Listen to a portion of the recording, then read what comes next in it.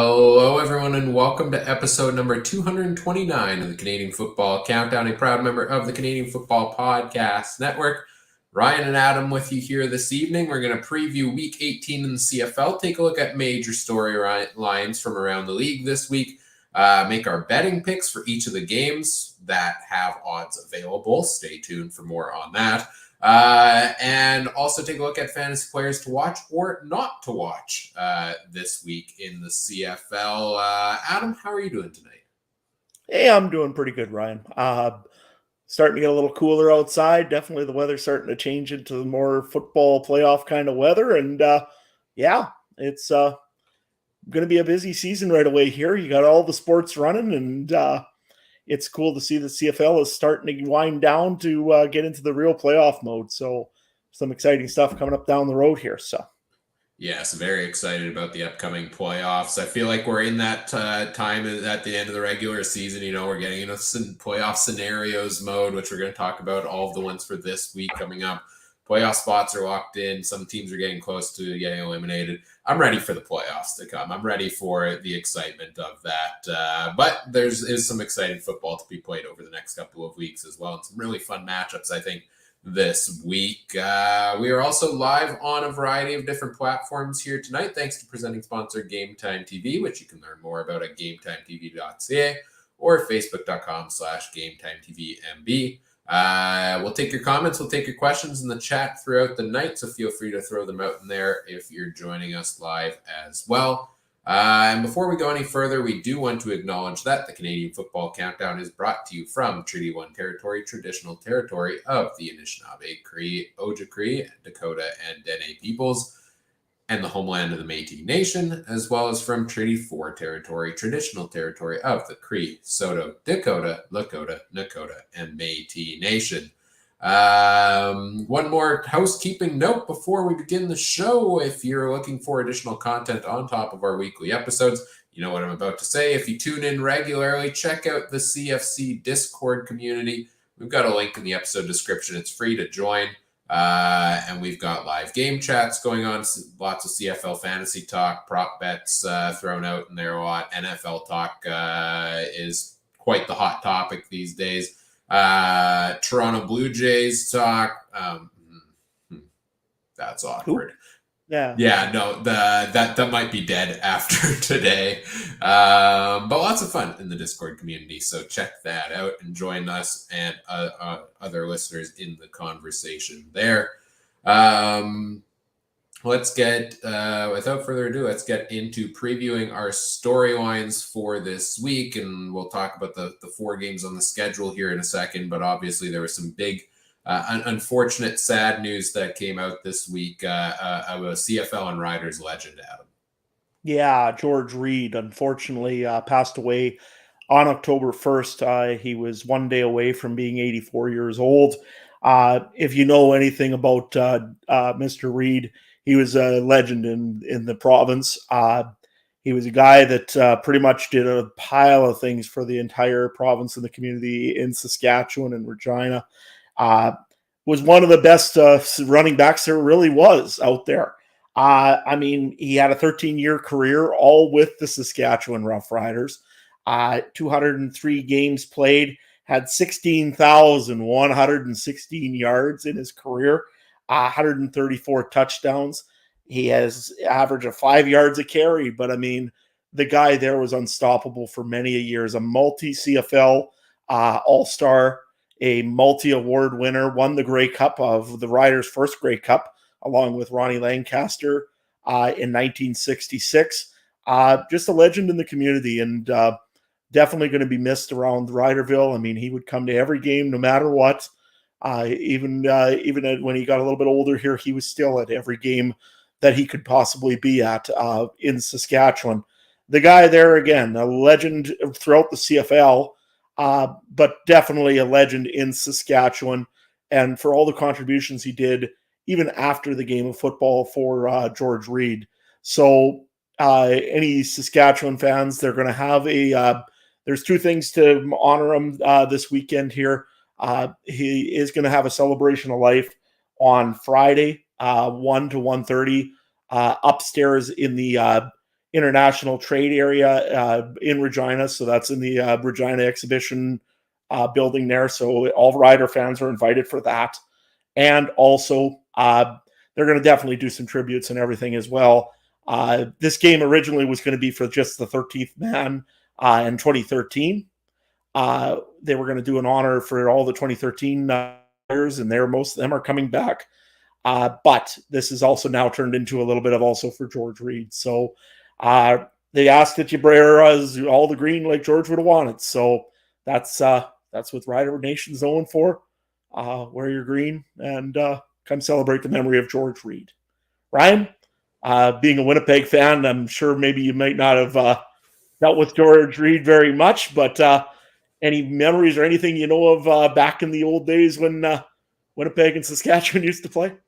You know, I wish I did. I wish I had stories to tell here, but to be honest, I knew nothing. I know nothing really about George Reed because I'm not great on CFL history. You know, I want to say I got into the CFL starting as a casual fan around 2006, 2007, and you know, kind of in the early 2010s is when I really started to become more of a fan. And I just haven't picked up on all of that history stuff. So, you know, when we talk about these legendary players, like I know they're legendary. I just don't know anything. I never saw them play. I don't have any knowledge from the past, but you know, all the stats you just listed off, all the stories people have been telling like this week since the news broke, you know, George Reed was a foundational part of the CFL and CFL history, and it's a huge loss for the league and the riders community, and obviously for family and friends and everyone as well. So our definitely, you know, our condolences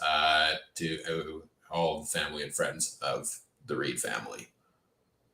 Yeah, I mean, I know that he still was out there talking to current players. I know Jeremy O'Day for his 80th birthday took him out to just go and tour the field, and it was quite a neat little thing.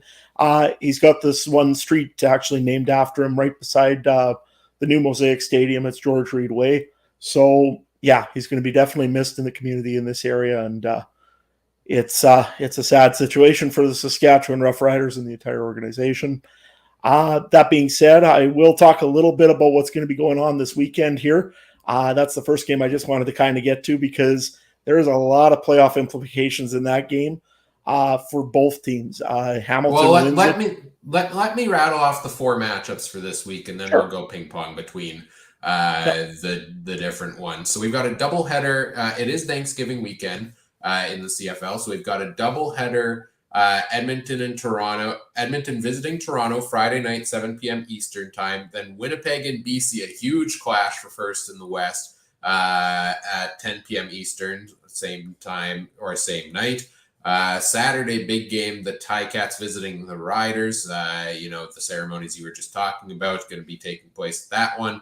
That is Saturday, 7 p.m. Eastern time. And then Monday at 1 p.m. Eastern, the Ottawa Red Blacks visit the Montreal Alouettes. I believe a rematch from the week before. So, you know what? We're getting to the point in the season now where we've had 17 weeks of storylines thus far we've talked about, and a lot of kind of the playoff picture is ironing itself out here. So I think the better format we're going to try to go with from here on out for the season is not go game by game and talk about the specifics, because some of these games just won't matter for some of these teams, right? So we're going to kind of ping pong back and forth here with some of our top storylines across the different games throughout the week for the next little while here on the show. And we'll try that out and let us know in the comments, as always, what you think of the format change. But for this week, back to you, Adam. What is the major storyline you wanted to talk about there? Well, I think the major storylines in these games, I'll go and we'll start off with probably the most important. They're all important games, but the one most important one will be the BC Lions and the Winnipeg Blue Bombers. That's a battle for first place. Both teams are tied, I believe, in the standings. I think they're both 11-4, if I'm not mistaken. It's in BC Place Stadium. It's going to be loud. It's going to be rocking. It's apparently nicknamed the Gravy Bowl. Why the Gravy Bowl? Chris, you want to explain that one to me? Or Ryan, do you know? Anyways, it's Zach Collaros. It's Vernon Adams Jr. Both teams are fairly healthy. Uh, you know what? This should be a really, really good football game. Uh, what's the keys for both of these teams here for trying to get that victory or get that one game over the other? Ryan? So the explanation here from Chris in the chat, the Gravy Bowl, is because whoever wins, it's going to be in sole possession of first place. I'm not sure how that translates to gravy. I'm going to call my own audible here and say it's called the Gravy Bowl because this is going to be a good football game. And gravy's pretty darn good, right? So, it's because it's on Thanksgiving weekend as well. So, like, are we getting, like, is each game this weekend, can we, if we have time yet, Adam, or maybe can we associate, we have time. It's fine. We'll go overtime. We do anyways.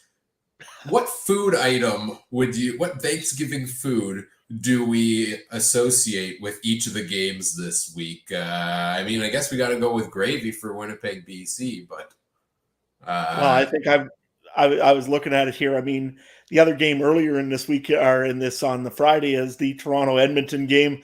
I would probably call that the Cranberry Bowl because one team it's very, very sweet and they love the taste of it right now, and the other team is just trying to flush out their kidneys and get ready for next season.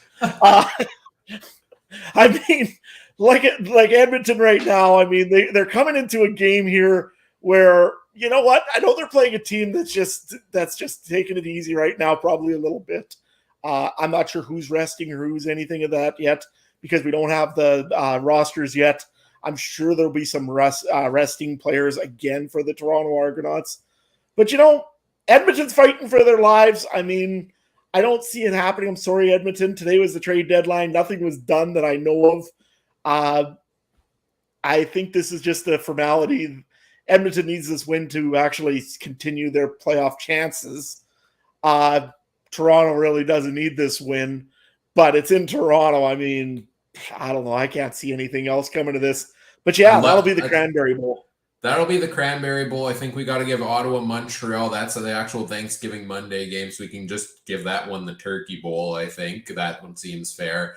And I'm going to go and give Hamilton at Saskatchewan the Stuffing Bowl because looking at some of the names on these two sides, I think they're going to beat the stuffing out of each other. So, well, Simone Lawrence kind of likes to do that. Pretty much stuff the quarterback quite often, and Jake Dolegala, and let's face it, it could happen for sure. So, yeah, that's appropriate. The Stuffing Bowl.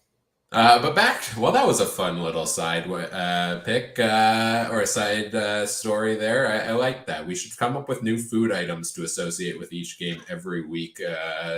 Write that down, Ryan, for next season.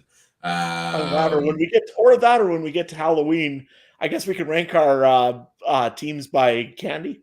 Oh, perfect. Yes, there we go. We're generating content on the spot while we're producing current content. This is perfect. Back to what you were talking about, Winnipeg, BC. This matchup, the most intriguing thing to me is, like we've talked about for weeks, that first place in the West is going to come down to this game between these two teams. And then suddenly BC started to trail off a little bit in the middle of the season, and it was, okay, maybe this game won't matter that much. No, now it very much matters. And you look at the previous two matchups, BC throttled Winnipeg in BC early in the season in week 3. And then in week 9, the Bombers hammered the Lions at home in that game. Now, Dane Evans started. VA was injured for that one, and that makes a big difference, I think.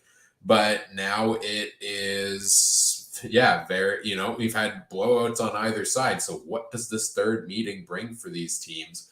And I don't know I don't know necessarily. These are two good football teams. It could come down to the battle in the trenches, I think is where it comes down to, because BC had great pressure early in the season, and that's kind of, gone downhill a little bit from their defensive line. And the Bombers last week struggled to contain Cameron Dukes at quarterback and didn't get a single sack on the rookie quarterback there. So VA's got the mobility of his own, and I think that's going to be tough. If they can't get after the quarterback, that's going to hurt them. So to me, it's a battle in the trenches of, can the offensive lines keep these on paper strong D lines away? and can the defensive lines get to the quarterbacks to throw them off, which,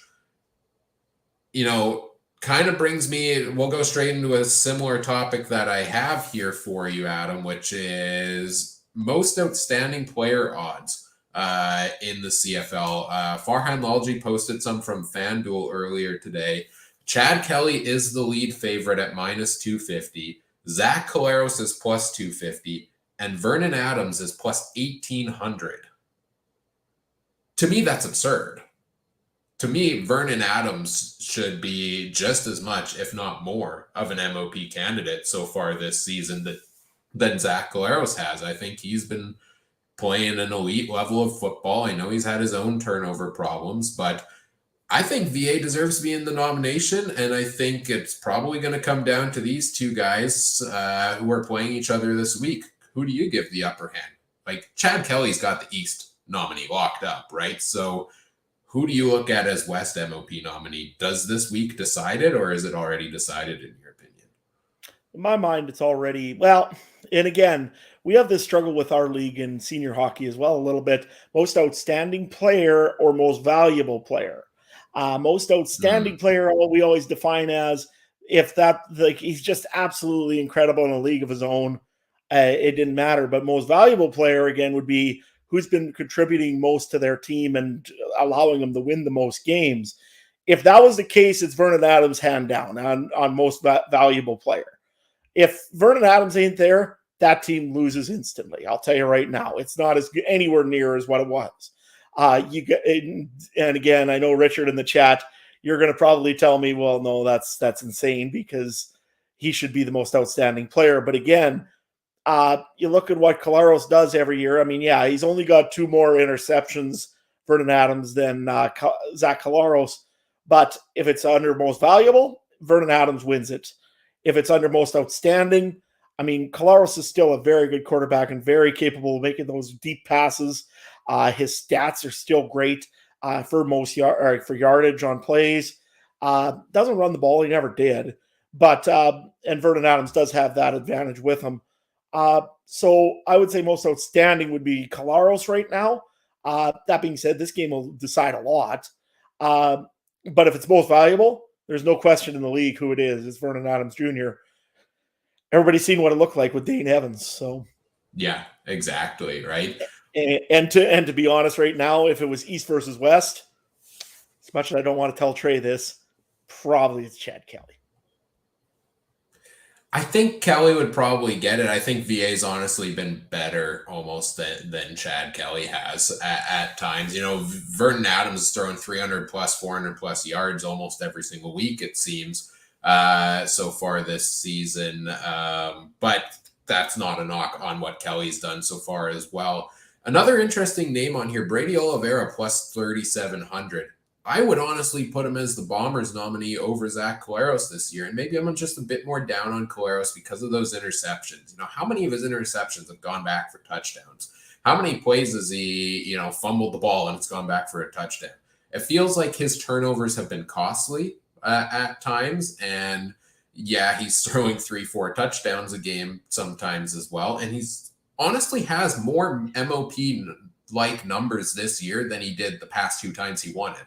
So by that definition, yeah, he probably should get it again. But I can't deny what Brady Oliveira has done so far this year at running back. And he's putting up one of the best Canadian running back seasons of all time. Like, nobody now is going to catch what John Cornish did at the height of his career.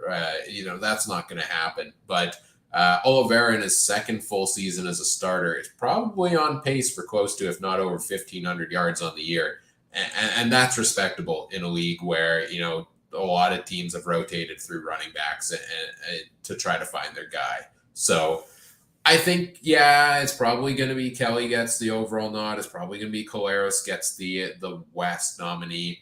But I do like the odds of Vernon Adams and Brady Oliveira. I think they should have stronger consideration than they're getting from the odds makers. Yeah, and you know what? I'm not the biggest Brady Oliveira fan, obviously. I've been pretty vocal about that.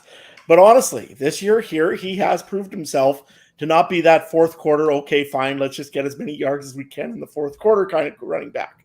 He's been running on teams all night, and It don't matter if it's the fourth, the third, the second, or the first quarter. Brady Oliveira has really proven this year that he could be a very dominant running back in this league. I just look at when was the last time that a running back has won that That's the award. problem, right? Yeah. Yeah. That's 100% the problem. And, interesting comment here in the chat from Richard. It might depend on how much Chad Kelly plays. If he sits, quite a bit down the stretch of the season, does that take him out of consideration? Because it kind of did for Nathan Rourke for MOP last year, different circumstances. I think Kelly's most outstanding player-like season led to him being able to rest down the stretch, but it will be interesting for sure to see how this plays out and changes down the stretch here. Another storyline that I want to go to here next, and then we'll throw it over back to you for another one after that. The CFL Trade Deadline passed today. Did you know that was today? Yep. Yeah, I knew about it today.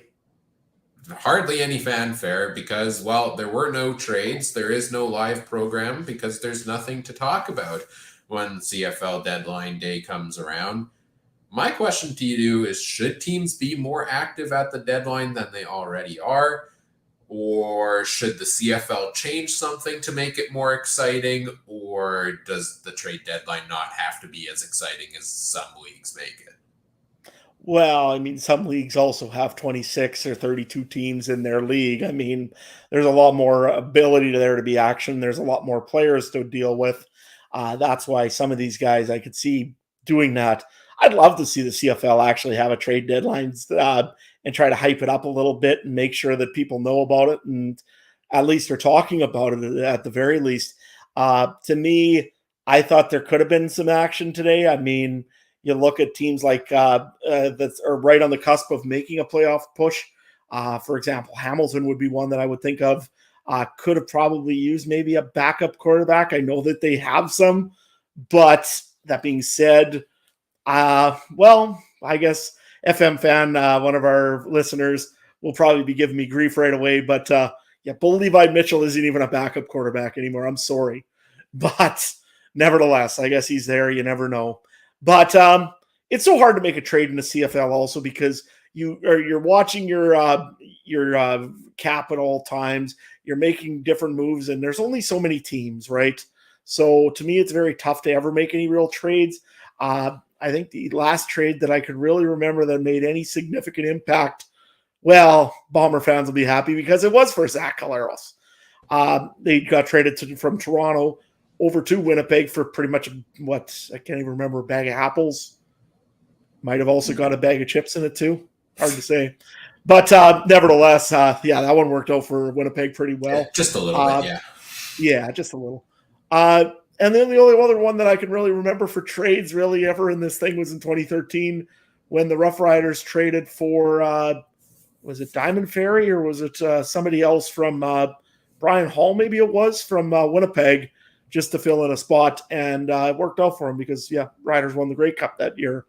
But really, there's not very many trades that I can remember that make any significant impact on trade deadline in the CFL. So, yeah, I don't know. It'd be nice if they would recognize and make it bold that everybody knows its date and make the fans aware of it. But really, yeah, there's not much you can do with it, I don't think. But there's also no point in making people aware of it if nothing's going to happen, really, right? And, right. You've mentioned Collaros. I mean, that's the big one that changed the trajectory of the Bombers organization for sure. It's not the most recent impactful trade made at the deadline, though, because the Bombers the year after traded for Sergio Castillo, who went on to basically should have been the Grey Cup MVP. Now, I think they traded like a 4th-round pick for his rights, but that worked out pretty well for them when they won the Cup in 2021. So it was interesting that, Kyle Walters, 2 straight deadlines, made that tinkering piece. And I thought maybe that would lead to more of a trend of moves made at the deadline in the future. But I don't know if very many were made last year. Maybe it was the Walter Fletcher over to Montreal trade, but that also could have been earlier in the season. That was earlier. I think that was earlier in the year, yeah. So, it's pretty quiet, and I think that comes as a result of 2 things, probably. One is, like you said, there are 9 teams in this league, and 6 teams make the playoffs, right? So you don't have buyers and sellers because you're either in the playoff spot or, with how late in the season is, potentially eliminated from the playoffs. And the other part that goes along with that is you don't really need to buy or sell because you can just overhaul your entire team in free agency, right? Like that's not lengthy contracts that you're trying to sell off for future prospects here. It's, if you want to get rid of guys at the end of the year, they're gone, right? The contracts are up. So I don't know what you do to make it more exciting. I always find it interesting with leagues in general. Like even the NHL trade deadline gets so hyped up.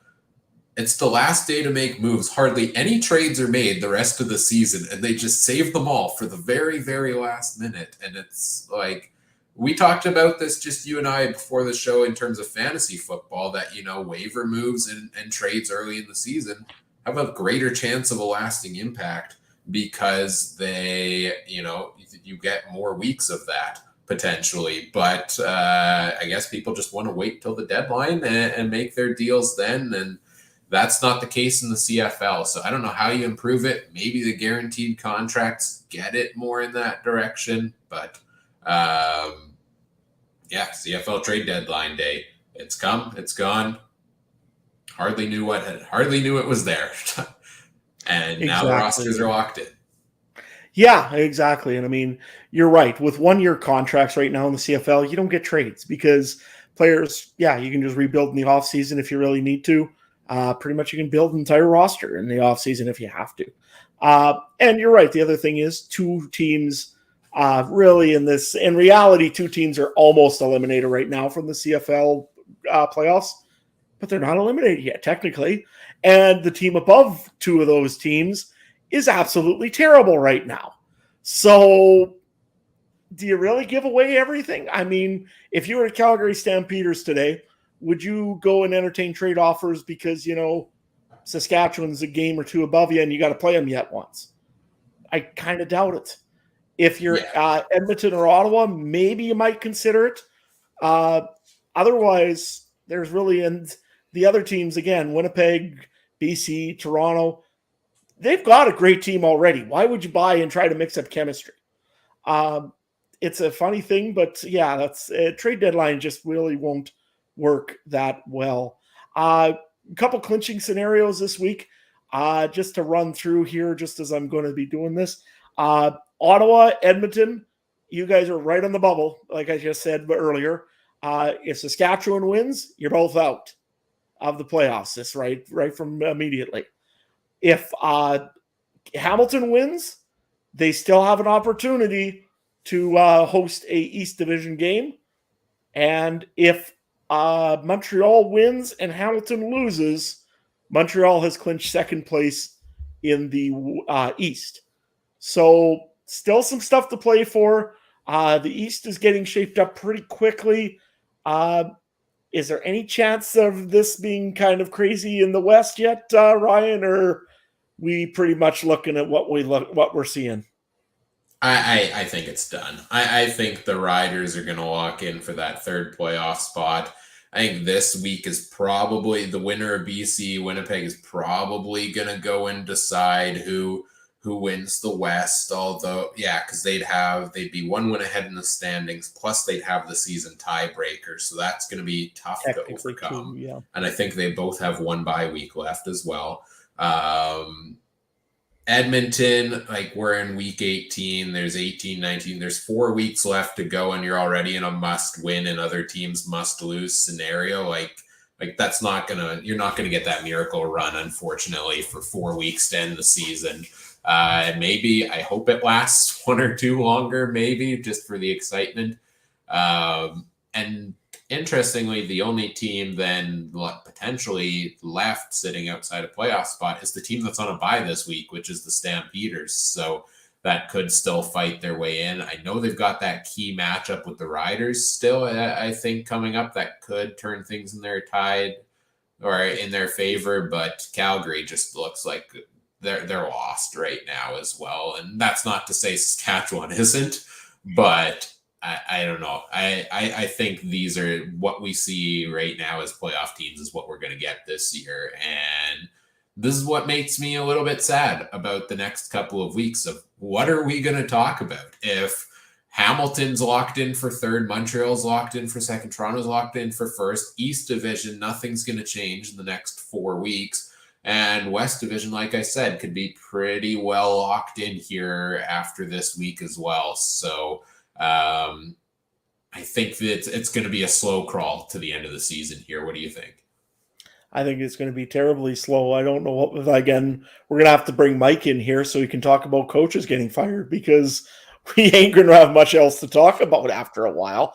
And again, when you even look on that side, one of the teams that very well could make the playoffs is one of those teams that probably has a coach that should be fired.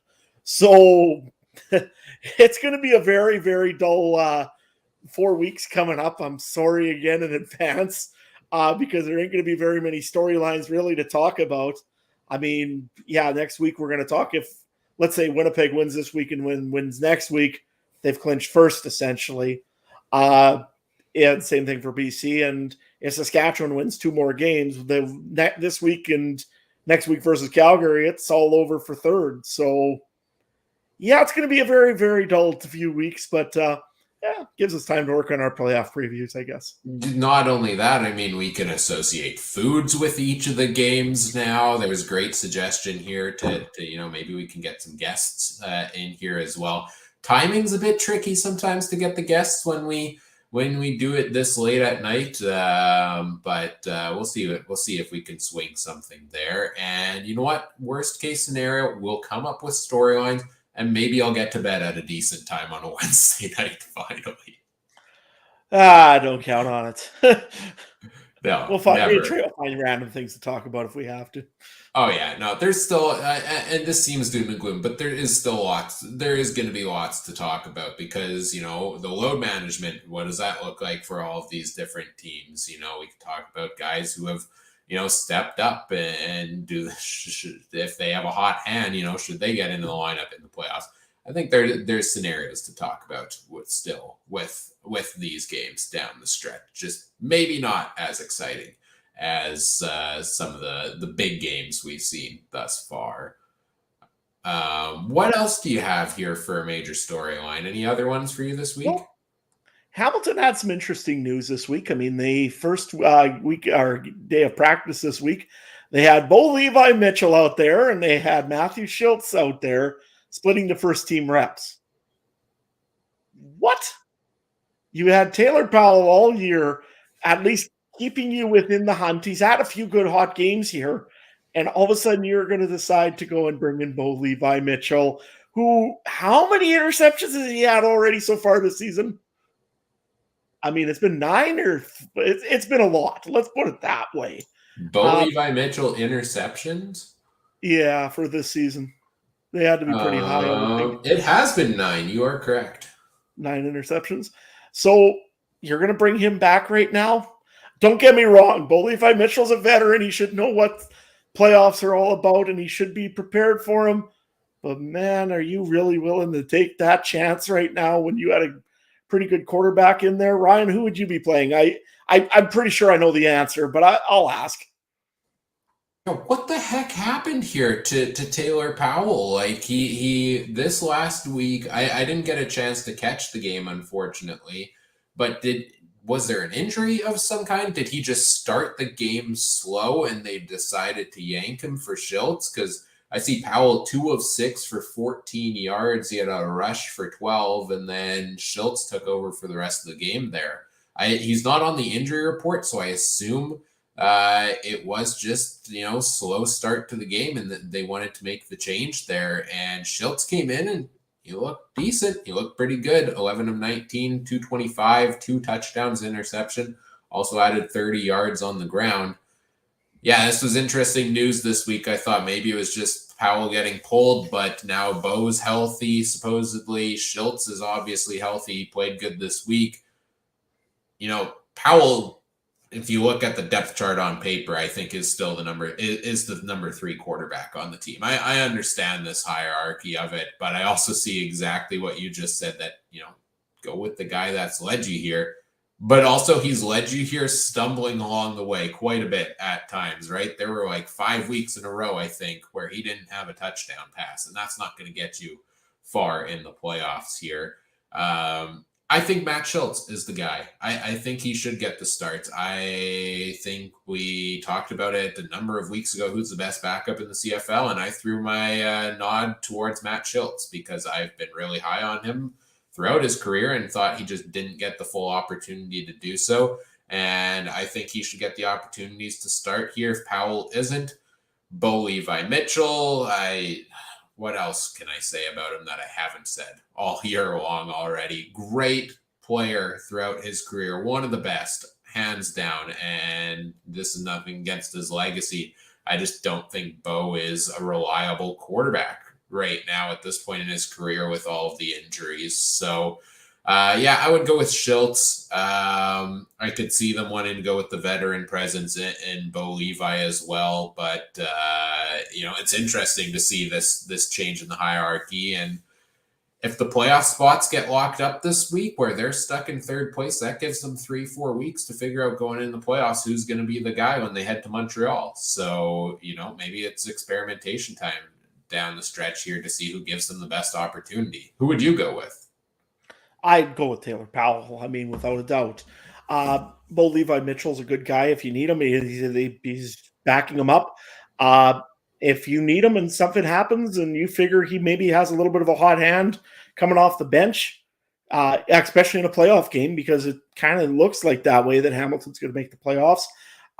But Taylor Powell's done you good. I mean, yes, he's had his learning curves. Yes, he's had some games that he's been a little bit tough in. But overall, I mean, he has brought you back to at least within a playoff spot. So, yeah, it's got to be Taylor Powell for me. Matthew Shiltz, he's unfortunately, I think, moved to number 3 in the depth chart. He's a good quarterback, but I don't know. He's one of those guys that just seems to be the bad luck Brian of quarterbacks right now in the CFL. And then 4th, I guess, would be Kyle Loxley, if they really have to go down to that far. But I think he's more of a practice roster quarterback right now, fringing on maybe becoming a receiver. But no, right now it's Taylor Powell all the way. I'd go if I was Hamilton Tiger Cats and Orlando Steinhauer.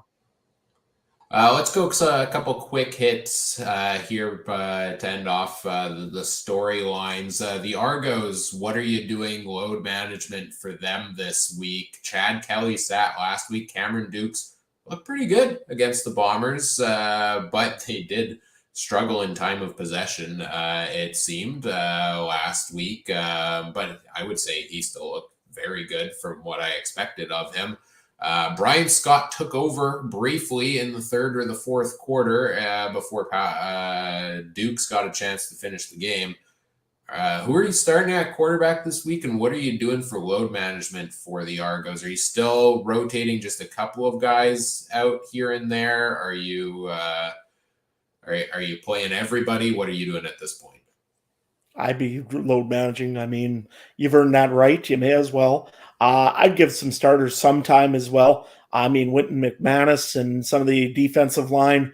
I mean, I'd like to see some of their backups starting up in there just to see what exactly happens in there. I'd also like to see them use some of their backup receivers, especially one guy that just got signed after getting cut by the Hamilton Tiger Cats this week. That would be Richard Sindani. I would like to see him get some time, as he's a good Canadian receiver that came out of the U of R. So I'd like to see him get some time as well. Quarterback-wise, yeah, Chad Kelly sitting. I mean, I would just probably put in Cameron Dukes for the game. I don't know why they want to keep switching. I mean, you may as well build some reps in case something ever happens to Chad Kelly. Let's hope nothing does. But that drove me nuts. Sorry to cut you off. That drove me nuts last week. Yeah. I mean, you had the game. Cameron Dukes played a great game overall for the Argos, and beating the Winnipeg Blue Bombers, who had to win. I mean, that's impressive. And beating them with backups in, essentially, or some backups in. Not all of them. I mean, the receiving core, for the most part, was there. But again, you're using a backup running back. I don't think, if I'm not mistaken, AJ Ouellette didn't play last week, or did he? He did, but he played very minimally. Like, he had 1 or 2 big runs and big catches for a touchdown. but then was out the rest of the night. And then I think they had McMahon and I'm so sorry I can't remember the other running back's name, but yeah, they mostly had backups in. If I'm them, I'd probably be rotating some of the D line. I'd be rotating receivers again. You don't want somebody like Devontae Coxey all of a sudden getting hurt. There's no point. Why? I mean, you make sure they don't get rust. Make sure they've got a little bit of reps. Make sure they're still in game shape and ready to go. But yeah, I'd be resting guys. I mean, why not? Yeah, that drove me nuts last week, like I said, about pulling Dukes and putting Brian Scott in. I get that you want to give them both reps in different situations there. But since you have so many weeks to the end of the season that don't matter, give Brian Scott a whole game another week, right? Like give both of them the full game material, unless, they'll probably say honestly, give them this week, but just give them the whole game. Yeah, unless it was a case of maybe, the offense stalled a little bit there and they wanted Dukes to have a chance to watch from the sidelines for a little bit. If that was part of it, I could see an argument. The other thing is, I wonder if this plays into whether or not they play all their starters this week. It's the 150th anniversary of the Toronto Argonauts, and they're celebrating this big time at home, right? So if you're trying to hype up this celebration and bring people into the stands to celebrate it, would you not want to put the best product out on the football field to try to get them back, to keep coming back? I would. So for that reason, I wouldn't be surprised to see the starters start with having, again, all of those weeks off left to go. Maybe one or two will rotate in here and there, but I think we'll see. I think we'll see Chad Kelly play this week for Toronto at home. He's the big guy they can market around. So I could see it too, because they're actually also honoring the 1996 Grey Cup team, which means that Doug Flutie is in the house. And if you need some comparisons for Chad Kelly to be beside Doug Flutie, that's probably a pretty good option for them right at that moment. So that'll be kind of cool. The other one that I wanted to bring up for you for a quick hit, Chad Owens has re-signed with the Argonauts for one day. He's going to retire as a Toronto Argonaut. What's your best memory of Chad Owens as an Argo or as in the CFL? He was fun to watch. This is a guy that, when we talked before about how I don't have any memories of George Reed on the football field, like Chad Owens is a guy who was in his prime when I started becoming a big football fan. And he was just electric and fun to watch. And, his ability to return kicks, his ability as a wide receiver, Owens, the flying Hawaiian, right? Yeah. Like he was one of those electric players that could make something happen every single time he was out there on the football field. And correct me if I'm wrong, he did go to Hamilton. He was big with the Argos and then went over to Hamilton for a little while, and then that got weird. Was it the reverse of Brandon Banks? I feel like it was with Chad Owens, but no, definitely one of those guys that when we talk about all of the electric kick returners we have in the CFL, Chad Owens was definitely one of those. Yeah, definitely. He started off his career with the Jacksonville Jaguars, then went to the Miami Dolphins, played with the Bucks, then went back to the Jaguars, then ended up with the AFL team, Arena Football League team, the Colorado Crush, and then was signed originally by the Montreal Alouettes in 2009. Won a Grey Cup with the Alouettes. We won't talk about how. He was on practice roster, I think, for the most. No, he actually was playing in those games, so he was on the active roster a bit. So then went to the Toronto Argonauts for 5 years, and again got his nickname for such great returns and just big plays all the time is what I always found with Chad Owens. 2016 ended up with the Tiger Cats, played a season with them, then ran over in 2017 to the Saskatchewan Roughriders for one season. I forgot about that. Yeah, and then ended up his career with the Hamilton Tiger Cats. He only ended up on the practice roster in 2018 and then decided, that was the career, I guess, of Chad Owens. 2023 is when he's officially retiring as an Argonaut. He did win the Outstanding Player Award in 2012, which is cool. And I think the Argos won the Grey Cup that year, if I'm not mistaken, as well. Because that was the year before. Or was that BC that won that year? Can't remember in 2012. 2011 BC won in 2011. BC won in 2011. Okay, so then it was Yeah, the Toronto in Bombers lost 2012. that one too. Yeah, okay.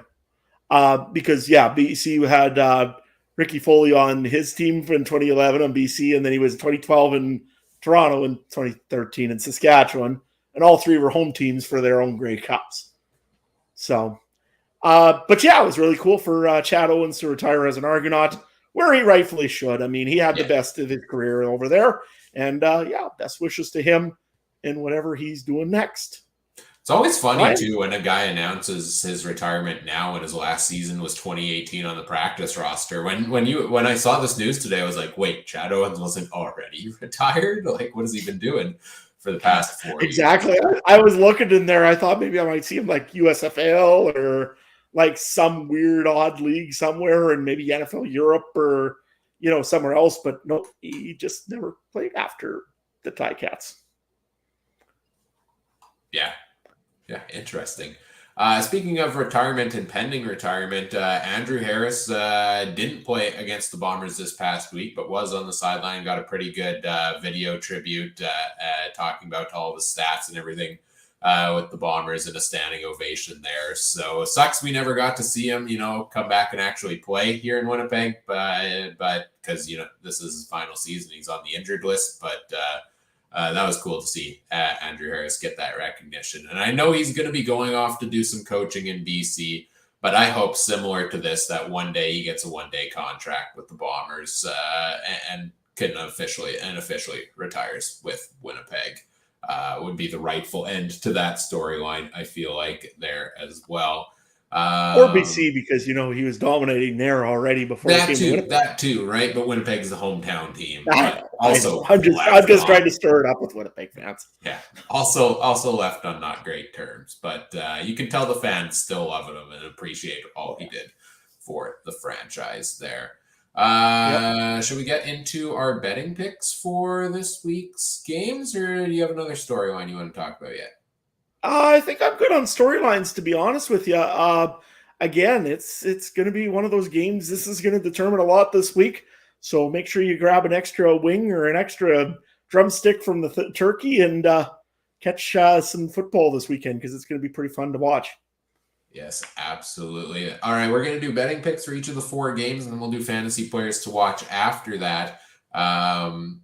We haven't been keeping up with our records so far on these picks so far this year. But Adam, I'm starting to wonder if I'm catching you here, because I had the perfect 8-0 week last week. Although on the podcast, I think I did take BC, but I did end up switching my pick over to Saskatchewan afterwards. It's just a gut feeling on the day of when I put in my picks that, I thought the Riders were going to keep it close enough to cover. 8-0 last week, and I think I went 7-1 the week before. The Ticats were dead to me. I picked them again. They redeemed themselves. They are now back into consideration going forward. Do you know how you did last week? Any idea? I didn't have my picks into Trey last week. Right. However, I did have. I was only 2 for 4. I got the Winnipeg game wrong because I had the Argonauts, and I had. Which was the other one that I had wrong? I had the Ottawa wrong, because I thought Ottawa was actually going to win that one. So, and how wrong I was. But I did have the Ticats right, and I did have the Rough Riders, because I thought, well, you never know, they might pull an upset. But I didn't say they were going to win it, but I thought, you know what, at least they're going to make it within reason. And for some reason, they seem to be really good at winning in fourth quarters. So, oh yeah, no, that was great. As somebody who put a $1 parlay down on getting everything right this week, to have that was the closest. Like Winnipeg, Toronto barely came back to cover the spread. Then Saskatchewan needed that crazy late fourth quarter almost comeback to cover the spread. And I forget what the other games were. I think one of them covered the over-under by 0.5 point. And then Hamilton just got the job done in the fourth game there. So, it's tough to bet the CFL because it's very unpredictable. And it's especially tough to bet on games when there's no odds to bet on.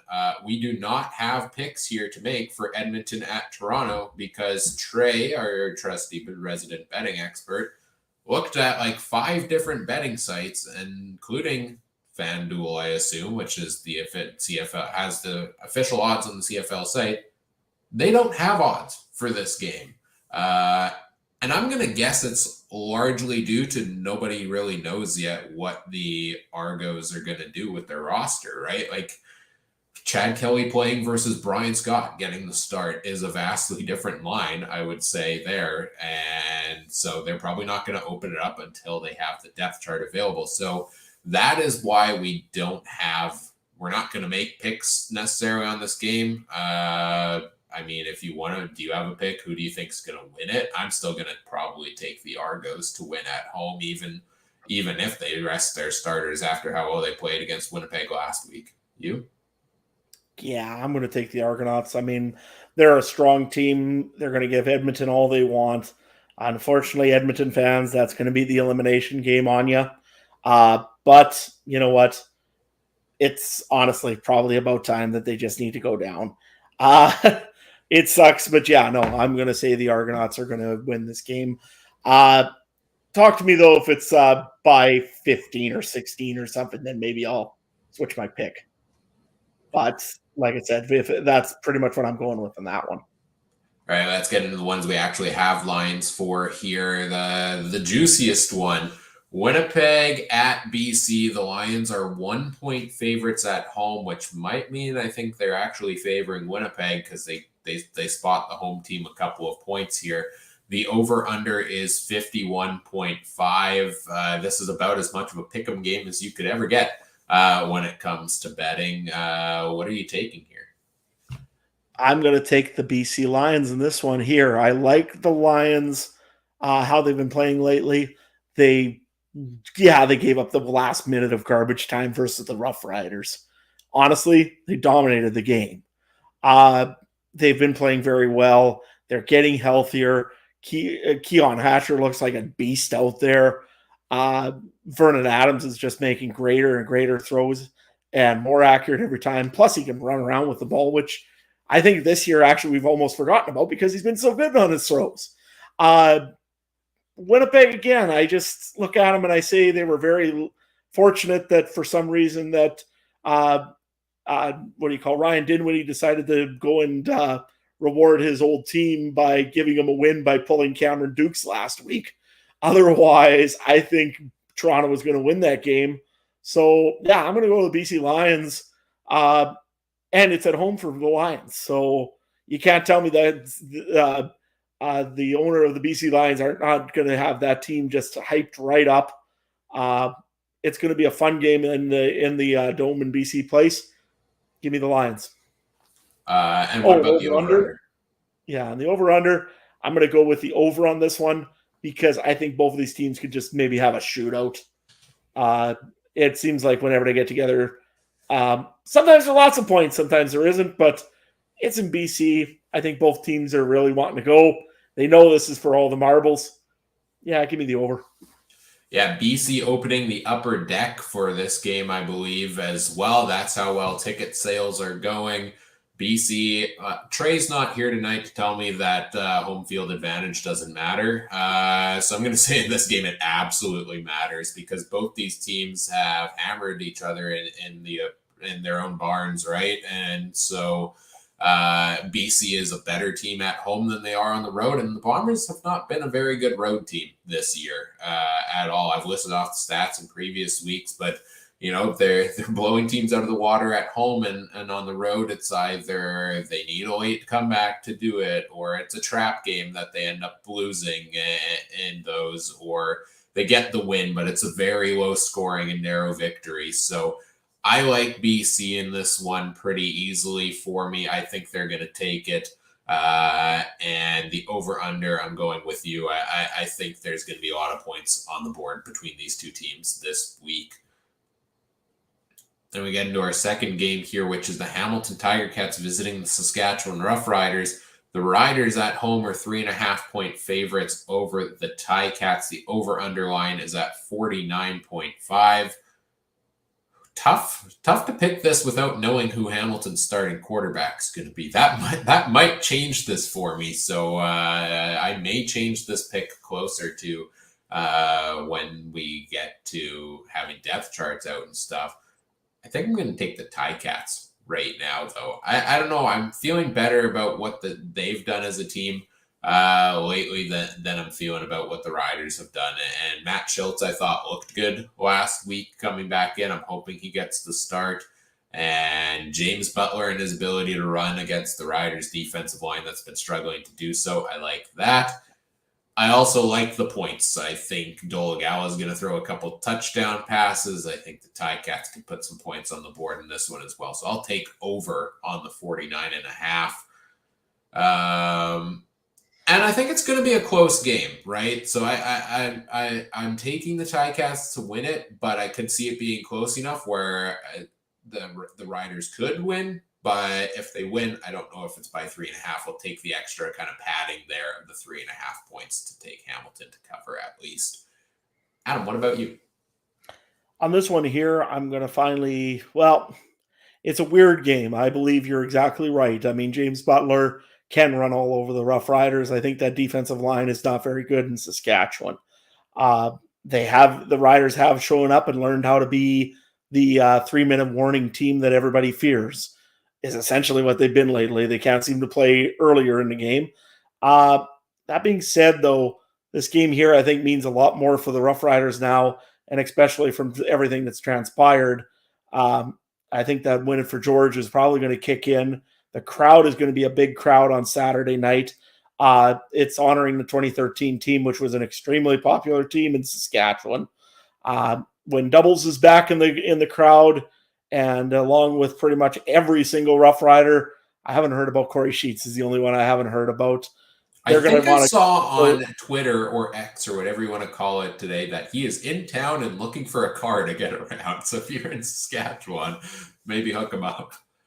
It's just like the 2013 team. They used to ask for bikes in Saskatoon when they were training camp all the time. So, yeah, he's back, I guess, in town. And we all remember what happened when the 2013 team played Hamilton in the Grey Cup that year. It was a domination by the Rough Riders.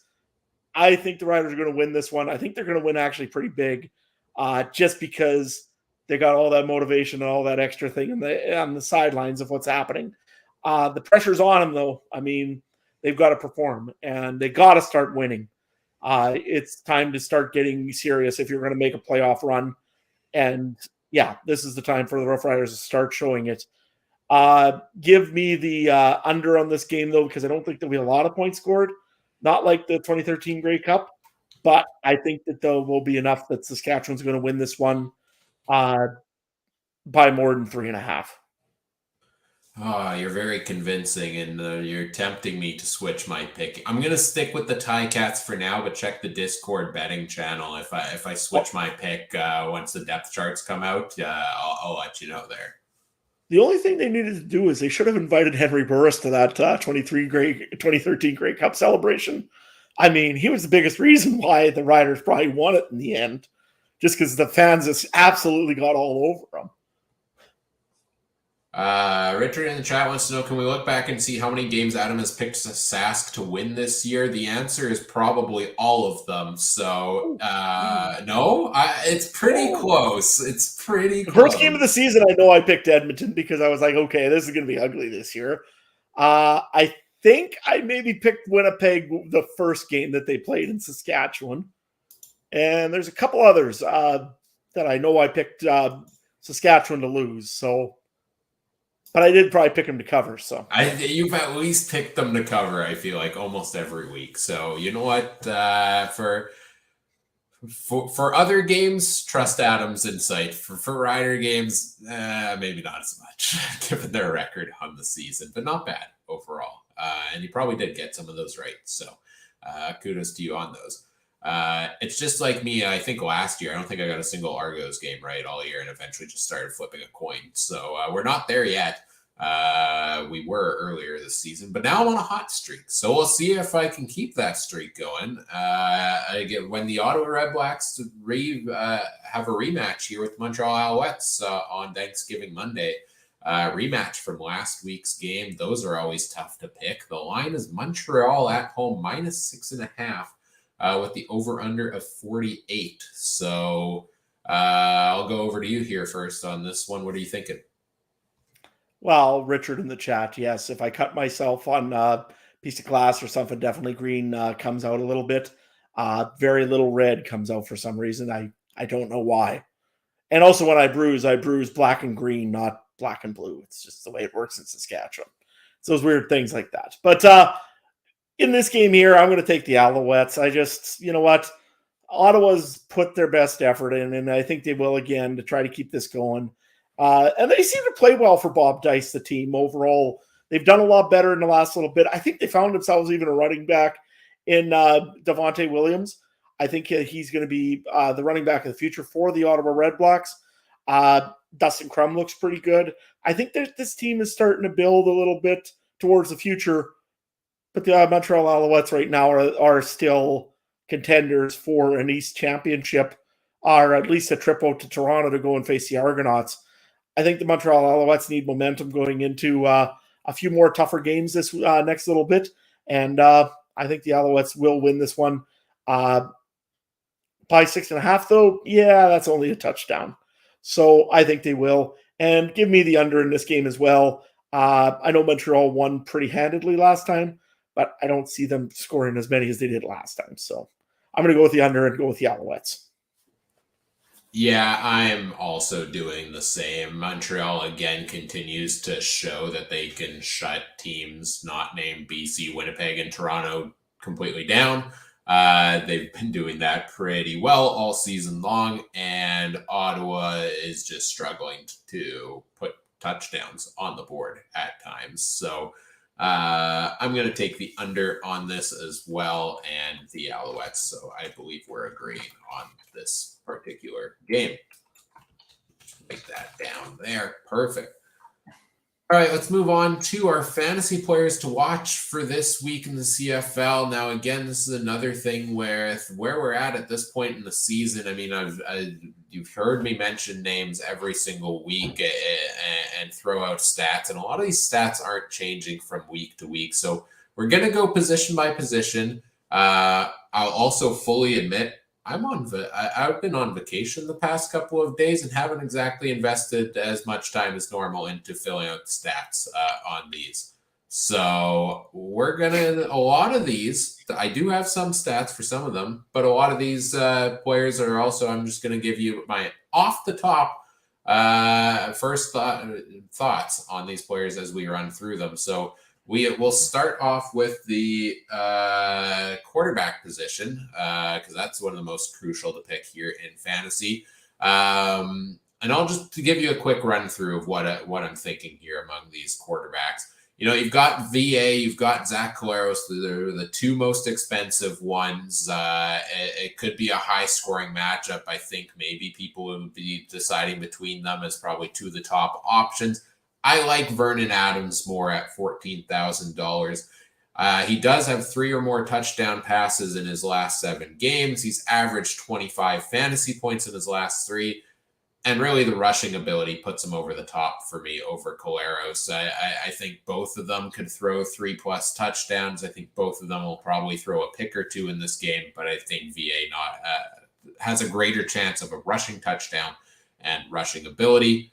Fajardo's got a great matchup against Ottawa, but really didn't do much with it last week. So I'm not banking on him to put up a big total this week. Chad Kelly, any of the Argos quarterbacks, you don't know what load management's going to look like. And if they're going to play the full game, I don't think we can rely on any of them. Similarly, Hamilton's quarterbacks, I'm a bit iffy to go that direction. Matt Shiltz, Levi, Mitchell, who's the starter and how long is the leash if they struggle early in this game and the backup comes in? I'm not loving that situation a ton there. Fantasy-wise, Dustin Crum against Montreal, tempting based on his rushing ability, but also didn't put up a great passing total, and I think just 9 fantasy points against the same team last week. Montreal shuts other teams down in the passing game pretty well.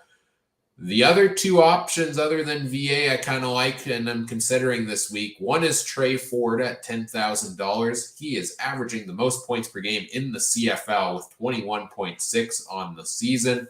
No games under 15 points yet this year, which is really the target value you're looking for at his price. Also, Edmonton needs to keep their slim playoff chances alive, and they are the first game of the week. So, if it's a dire situation, I think Ford's just going to take the ball and try to run with it to pick up the first down if he needs to keep them in the game, right? And he seems to be that kind of mentality of a quarterback that will take the game upon himself there. And the other one, this one's for you, Adam. Jake Dolegala at $10,000 is tempting. Because he's averaged more pass attempts than anyone else in his last 3 games. The Ticats also allow 17.9 fantasy points per game to starting quarterbacks. That's a pretty good total there. And I think he normally has a potential for a couple of touchdown passes. But he's also thrown a couple more interceptions, so that puts him a little lower on my rankings here for this week as well. That's how I see the quarterback landscape for Week 18. What about you? Any big names, big differences there? No, pretty well what exactly you said. I wanted to take Jake Dolegala for this week once again. I will in our private fantasy league because, yeah, why not? Because I don't want to take Jake Mayer because I think he's off this week. That would make no sense. So I'm going to take him there, but I'm going to actually take Trey Ford on my CFL fantasy for the same reasons you said. It's a must-win game. It's a big game, and if he doesn't, they're out. I think that this kid might just could step up in a big game. So yeah, I'll take Trey Ford. He might get me some pretty decent points. And if nothing else, rushing yards are pretty good also for quarterbacks. So, all right, let's talk running backs here. And, a couple of names. Again, the best matchup is always whoever's playing the Edmonton Elks. Unfortunately, it's the Argos this week. And how much is Ouellette going to play? How much is McMahon could be a cheap value play there for you, but are you going to invest $11,000 in Ouellette when last week he was the starter but played only a couple of snaps? That's risky to me, so I don't like that play there. Calgary's running backs thankfully are on a bye, so we don't have to worry about that situation. I believe Jamal Morrow's going to be back for Saskatchewan this week. Looks like he's been practicing fully.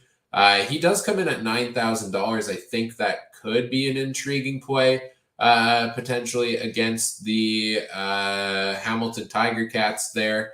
I'm just trying to find his recent numbers here for you. Jamal Morrow, does have 10 plus fantasy points in 5 of his last 6 games. So there's consistency there, but he's probably not going to put up a massive total for you.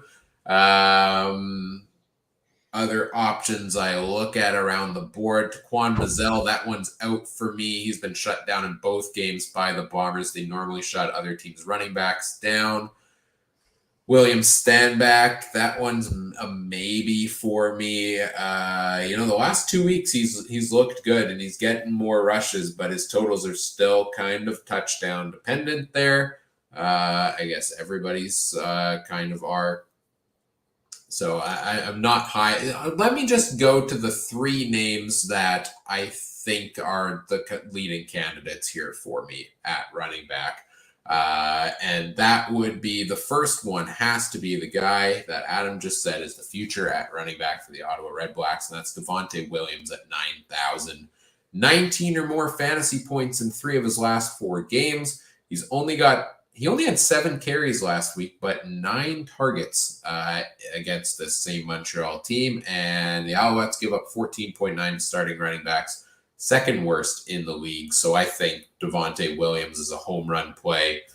And I have to include him in the list because he saved my fantasy season in one of our leagues this week. Thank you, Devontae Williams, for that. Brady Oliveira, also $13,400, 23 plus fantasy points in 4 of his last 5 games, 5 games over 100 yards rushing in his last 9. He's got, some of the most elite totals you're going to get out of a running back week after week. The interesting thing, though, that those 100-yard rushing games in 5 of his last 9 I don't think maybe one of them was on the road. Most of them come at home. He does struggle a little bit more on the road, which is where he is this week. So I'm not as high on it at the price, I will admit there. But I think he's still got a good chance at a big total. And James Butler has been disappointing in his last 5 games, averaging just 10 fantasy points there. But he's averaging 15.5 carries per game in his last 7, and the Riders have struggled to stop the run, although they did a decent job against Mazzell last week. Only other name I don't think I've talked about here is Kevin Brown against the Argos, and yeah, I think that one, I think I would throw him into consideration as well. He's explosive. He puts up a lot of yards. I think some of his touchdowns could get stolen, but if you're in a situation where Toronto's playing backup quarterbacks and maybe not moving the ball down the field as much, maybe there's more time for Edmonton's offense to be out there and Kevin Brown there. So yeah, I think for me, it's a toss-up between Williams, Oliveira, Butler, and Brown probably this week, with maybe some value plays depending on the depth charts that come out. What do you think, Adam? Well, McMahon in Toronto was interesting me for a while, but I got so much fantasy dollars to use. I can spend it in pretty well anywhere else and make a little bit more sense, in my opinion. Just because, again, it could get split between McMahon, it could Ouellette, and I know there's a third guy there as well in Toronto that they seem to be pretty high on as well. So you could really split up your reps there, and that could mess with you quite a bit. It's kind of the reason why nobody really wants to really play Kadeem Carey or Dedrick Mills as much as they used to, because there's 2 guys in Calgary. So that's why I don't really like any of the Toronto options. Who I've got right now is James Butler. Reason being is Saskatchewan's D-line has been pretty poor lately, and James Butler still gets a lot of opportunity to carry the football. So that's one of my options for sure. The other one is Brady Oliveira. If Winnipeg's going to win that game on Friday night, it's going to be on the hands of number 20. It's simple as that. If he gets a good game running, he's going to have the Winnipeg's going to have a good game. So I think Brady Oliveira is going to have a good game. And the other one that I've got here is Devontae Williams. He's been pretty solid lately, and I really have been liking his play. He keeps running up and downhill pretty easily and seems to find those holes very easily in a Montreal defense in which they really got to stop letting that happen. So those are my 3 picks. I was debating putting Jamal Morrow on my list, but I don't know. Saskatchewan again could be one of those teams that, again, now that Philip Blake is back, they do have the option of playing Frankie Hickson and actually playing him. So they could start splitting reps up in Saskatchewan there as well, especially if Jamal Morrow isn't quite 100% yet. So that's why I kind of kept Jamal Morrow off my list. See what they do this week, and then next week against Calgary, who traditionally Jamal Morrow really carves up. We'll see how they do this week, and then see what goes for next week. So, yeah, and Deontay McMahon, I would strongly actually consider for a value play at 2,500, depending what the depth chart looks like. Even if he's listed as the backup, I'd almost be tempted to take that and then stack my money elsewhere at receiver. I don't put together a full lineup before doing these shows. Like, I go through the options and talk about them, but then kind of start building my lineup afterwards. So I don't know how many dollars I'm going to have left over, but if it lets me stack a good lineup elsewhere, because a lot of these running backs I talked about, I see flaws in them, where Devontae Williams is probably the only one I'm a sure lock into my lineup. Yeah, I would consider taking a value play on McMahon at 2,500 and hoping he gets a couple of reps at a minimum in this game. Let's talk wide receivers now and go through the list. Now, this is one where I don't have any stats fully documented here. Well, I do have my stats sheets up to scroll through for you here as well. I'll go team by team, quickly give you the overview there. I mean, BC last week, Dominic Rhymes came back in, did get 9 targets for them there. And the question was, is that going to eat in? Whose targets is that going to take away? It didn't take away Keon Hatcher's. He had 13 targets 10 catches, 172 yards, and a touchdown. Hollins put up 24 points of his own, but only off 4 targets and 2 touchdowns. I think I still keep trotting. I want to keep putting Keon Hatcher out there potentially as a lineup option. I think he's a great discount that you can get at $12,400 for just the talent that he brings to the lineup. And I know he got a bunch of targets last time out against Winnipeg as well. So I really like Keon Hatcher still as a potential option. Let's see, Calgary's on the bye. Edmonton, it's tempting. They play Toronto. Toronto struggles against the pass, so there is room there. But Trey Ford doesn't attempt very many passes in a game. So most of these guys, you're getting, 3 targets, 4 targets a game. And that to me is numbers that scare me, because if they don't include a big play or a touchdown, it's an underwhelming week. The one I would maybe consider in that is Kyron Moore at right wideout. 7 targets and 9 targets in his last 2 games. He gets those dump off passes, and he's playing Toronto. They give up 12.7 to the position there. So if anybody on the Elks, it's Kyron Moore, but probably staying away from their receivers this week. I'll go through Hamilton here next, and then I'll take a break and have you weigh in on some options here for you, Adam.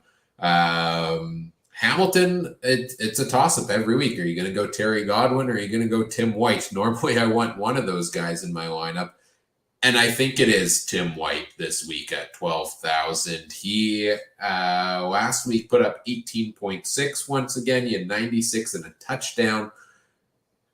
And also, if Shiltz is starting or if Bo Levi Mitchell is starting, I feel like early in the season, they both favored Tim White on big, deep passes for big yardage there. And that is what I like to see. I think he's got the big play potential to, if you put him in your lineup, he could be a week winner for you to have Tim White in there. So he would probably be the Ticats receiver of recommendation here for me. I've talked for a while in a row here. Adam, what do you think at wide receiver for some of these or any of the teams around the league? Well, I'll try to talk a few of the teams that you haven't yet. Toronto's side, I'm looking at I'm still looking at Devontae Coxey. Yes, he gets a few balls thrown at him. I don't know if I would really take him right now, but again, who do you take in Toronto? Somebody will get the football a little bit there. Devontae Coxey had a reasonable week last week. Same thing also. Brissett was in there. There's a few other pieces in Toronto that maybe you might want to take a look at. Neal is another one as well. Still only 3,500. He's been playing a few, getting his reps in there as well. So there's pieces in Toronto to work with. But again, you got to remember, you're also dealing with backup quarterbacks, and that's always a little bit of a risky situation, right? So keep that in mind with Toronto. Montreal, what I'm looking at there actually is, I think it is Tyler Speaker, if I'm not mistaken. I really like his Cole Speaker. Cole Speaker. Or are you talking about Tyler Sneed? No, Cole Speaker. I'm talking about the right one. Because Montreal actually had his name bar spelt wrong for half the season and finally fixed it here. The other day, I finally see that they fixed that. Either that or Fantasy had it right the whole time or had it wrong the whole time. Fantasy didn't even have him as an available option to pick for 5 straight weeks. So, well, fair enough. So, because I know that Montreal had it down as speaker as in what a car speaker is, and apparently that's not the right spelling. So, whoops. Great. Anyways, I really liked his play in the last few games. Has really made it kind of been a deeper target for Cody Fajardo. So I do like him in there. Used to always say Austin Mack, but actually Montreal's gotten some other pieces around Fajardo, which is great. One of those also is Tyson Philpott. I mean, every week it seems like he gets at least a touchdown. He gets some good yardage. He'd be a good pickup as well, and fairly reasonable. I think he's 6,500 for that as well. So I wouldn't mind him as well if you were looking at that one. And on the last game for Saskatchewan, I mean, I would probably play Mitchell Picton. No, I'm kidding. I'm not going to say Mitchell Picton anymore. There's 3 guys in Saskatchewan, right? Everybody knows this right now. It's either Tevin Jones, it's either Samuel Emelis, or you can probably even take a chance with Keon Schaefer-Baker. I don't know how much of a chance I take on that one there, just because I don't know. He can't. I don't know. It just can't seem to get anything going early in the season. And early in the season, he didn't get a training camp in. It just seems like it was maybe a lost season for Keon Schaefer-Baker. The other one would be Sean Bain Jr. He does get some reps in Saskatchewan, does get some targets, but nowhere near as what probably Tevin Jones and Emelis get. Those are your big playmakers. So those are ones I'd look at if I was looking at any Rough Riders. The guys I do have, though, is Keon Hatcher, and I do have sorry, just telling me that I closed off. I did take Cole Speaker as well for the Alouettes. So. Yeah, just to touch on a couple of things there. Yeah, Tommy Neild for the discount play is probably the only Argos receiver I'm taking right now, just with the unknowns there. Dejon Brissett's looked good in the last 2 weeks, but it's been hard all season to figure out who's going to be leading the way for Toronto. You touched on Montreal. If Austin Mack is going to be healthy and ready to go, there's no injury report yet because the game's Monday, but he sat out last week and they struggled in the passing game against an Ottawa team they should have put up over 300 yards against. So, how much of an impact does Mack make there in his last 3 games? In his last 3 games where he didn't get ejected? 8 targets, 10 targets, and 13 targets in that span. So, he's Fajardo's go-to guy, but I also like the value play of Tyson Philpott because in the last 3 weeks, he's put up 25.5, 12.7, and 13.1 fantasy points, 2 touchdowns, and a couple of big plays as well in the past couple of weeks there. Seems like he's got that potential to easily oversell his value. What other teams do you talk about? You talk about the Riders here. I wholeheartedly disagree with you on Keon Schaefer-Baker, actually, because in his last 2 games, he's had 8 targets, 7 catches for 76 and a touchdown, and 12 targets, 9 catches for 104. So he's had 20 targets in his last 2 games. And 31 in his last 4. So I think he's one of Dolagala's go-to guys. Again, it's hard to pick him versus all the other ones that you mentioned in the lineup. But if Dolagala's throwing 38 passes a game, yeah, some of them are still going to go his way. And he's $6,000 and half the price of Bain and Jones, etc. So I still really like Schaefer-Baker as a cheaper value play here. My only real reason for not picking him is touchdowns. I don't think he's had any, has he? He got one not this past week, the week before. Okay. Maybe I'm a little hard. And did get a couple of looks near the end zone in the Banjo Bowl, but they weren't able to connect on those. The Riders weren't doing nothing in the Banjo Bowl. Yeah, no, I don't even know if they showed up. So they went to Calgary instead of Winnipeg. Whoops, wrong way. Any other Ottawa wide receivers here? We haven't talked about Ottawa. I don't think we've talked about Winnipeg yet. Ottawa, I really like the value play here as well for $4,100. I think it is of Braylon Addison this week because he's gotten going a little bit in the last 2 games as well. 15 and 16.4 fantasy points in his last 2 games. 9 targets, 94 yards on 7 catches for him last game. That is the numbers we like to see from a guy like Braylon Addison here. And we'll see if he continues to get more involved in the rematch there. And on the Winnipeg side, Winnipeg. I never get the wide receiver right, it seems like, for them there. And I think it's probably got to be Dalton Schoen. He's expensive. But $13,500, but he's got 3 straight games over 100 yards. He's got 3 games this year of multiple touchdowns, and he's got 19 targets in his last 2 games. So I think he's getting the lion's share, no pun intended, given their opponent, of targets. And I'm pretty sure he torched the Lions last time out when they faced each other there for 30 points in that game. So I'm done picking Kenny Lawler. I took him last week. He'll get his 7-8 targets a game, but catch 2 of them, because all Collaros does is throw the ball up in hopes that Lawler brings it down, and a lot of times it's just not able to bring it down because of tight coverage. So I think Schoen, if those targets hit, the targets are more likely to hit, and he's more likely to bring you big points with those. Don't know if I've had him in a lineup this year, but considering it this week, I think that's all we've got for wide receivers, unless you have any other ones you wanted to mention out there. But I think you covered kind of what direction you were looking at. Let's talk everybody's favorite topic. It's the defenses for fantasy football. What direction are you leaning for a defense this week? Well, I mean, I've done it now for the last 3 weeks or 4 weeks, and namely because I'm being cheap. And also this week, I think actually it might be a legitimate play. I'm going to take Saskatchewan's defense. They aren't really known as a big team for offensive plays other than Tim White, Hamilton. And if it's Bo Levi Mitchell back there, that Rider defense could potentially feast. So it's a cheap play. It's a decent play for what I'm thinking this week.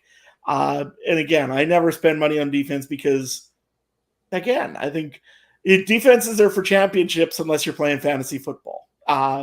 They should be the new sayings, right?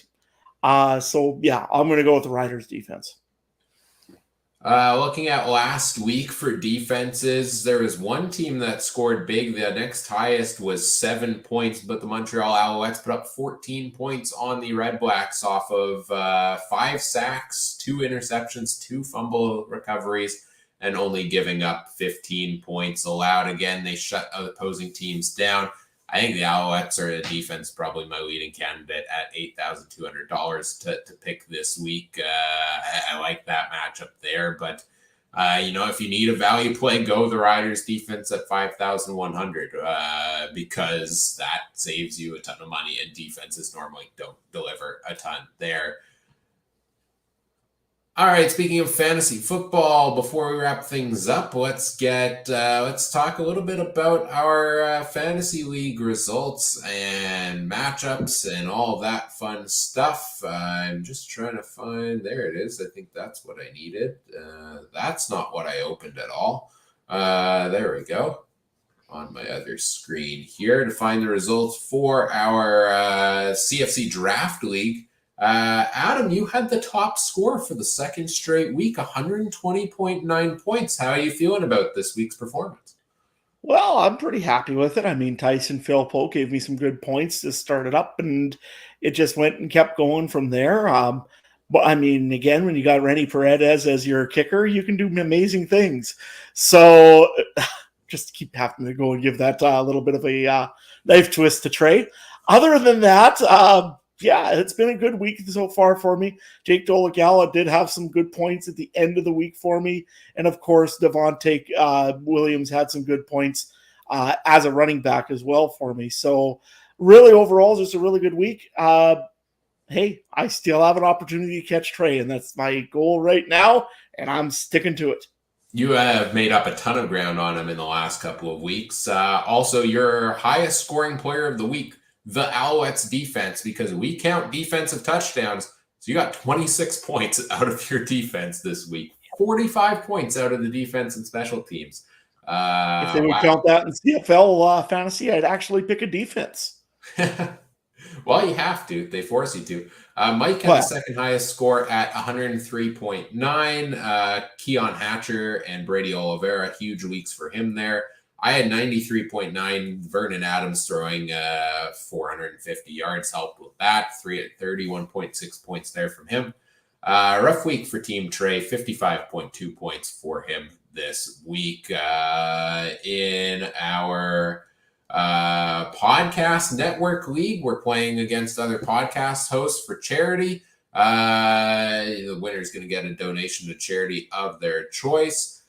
We had the quarterfinals this week. Unfortunately, you and Trey did not make to the playoffs, but I did manage to lock down the first overall in the standings, and I'm lucky with the matchup I got because I had the second lowest score of the week at I think like 81 points or something like that, 81.9, but I managed to win by 7. So literally any other matchup, I would have been lost and been out of the playoffs.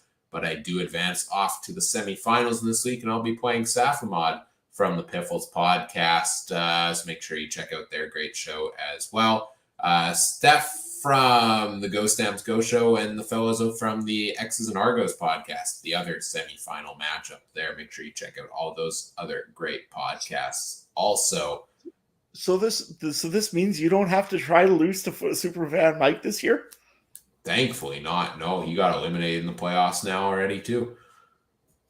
Crazy times we're living in, man. I feel and meanwhile, I get 134 points, and I'm never anywhere near the playoffs now. I feel like my first round matchup luck is a bit of karma for how I went out of the playoffs last year with the terrible luck in that sense. Over in our Discord league, playing against other members of our Discord community, same thing, into the playoffs. Neither you or I made it. Trey didn't make it either. Mike was the lone representative of the podcast, and he came so close, but unfortunately did lose by 3 points this week. Discord user Sandwiches. In the other matchup, Cheppy beating Brandon by a couple of points there as well. So semifinal matchup, FM Fan 2014 facing off against 5th place Cheppy, and Josh M facing off against Sandwiches. We've got no skin in the game here, Adam. We're out. We just get to enjoy some fun trash talk in the Discord channels over the next couple of days and weeks here. Should be I'm just amazed that they actually, they not only that, they're taking this seriously. I mean, there's betting odds on who's going to win this matchup this week. Yeah, it's great. The CFC Sportsbook.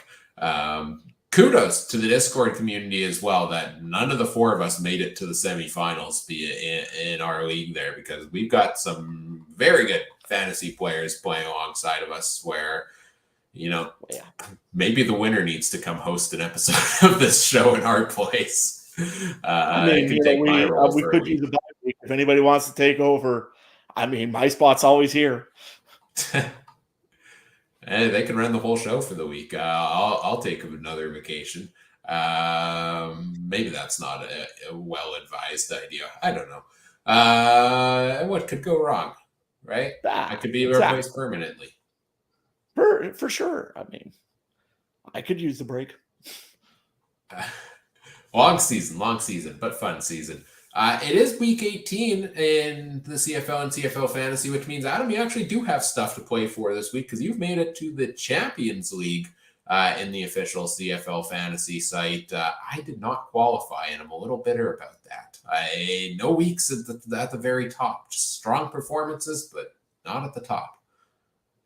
Yeah, it's going to be interesting. I've never seen how this works yet, so it'll be very interesting to see how I do, and that's what's making me go and get some better scores here to practice up a little bit. So hopefully I can repeat like last week and get a reasonably good score and go from there, depending exactly who I pick here.